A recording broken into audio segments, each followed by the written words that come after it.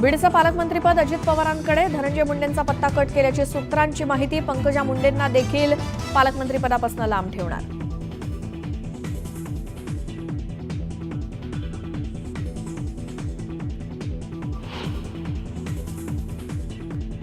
भाजपवर नेहमी आगपाखड करणाऱ्या ठाकरे गटाच्या सामना मुखपत्रातनं मुख्यमंत्री फडणवीसांचं कौतुक.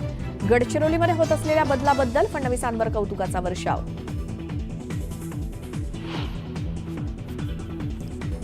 शरद पवार आणि छगन भुजबळ एकाच मंचावर येण्याची शक्यता. चाकणमधल्या सावित्रीबाई फुलेंच्या पुतळ्याचं करणार अनावरण, सूत्रांची माहिती. मुंबईत भाजपच्या अध्यक्षपदी कुणाची वर्णी लागणार याची उत्सुकता. प्रवीण दरेकरांचं सुनील राणे, अतुल भातखळकर यांची नावं चर्चेत.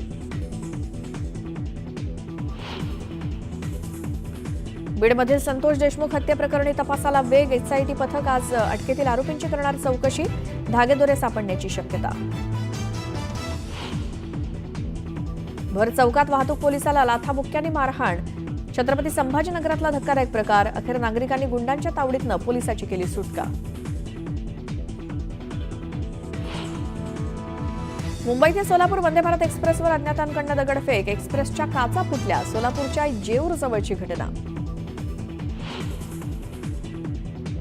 जळगावातल्या पाळधी गावातील संचारबंदी हटवली. पोलीस स्थानकात शांतता कमिटीच्या बैठकीनंतर निर्णय.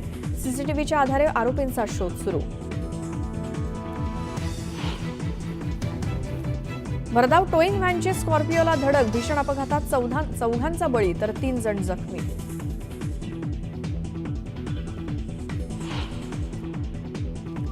राज्यात थंडीचा कडाका वाढला. उत्तर महाराष्ट्रासह मराठवाडा, विदर्भात तापमानात आणखी घट होण्याचा अंदाज.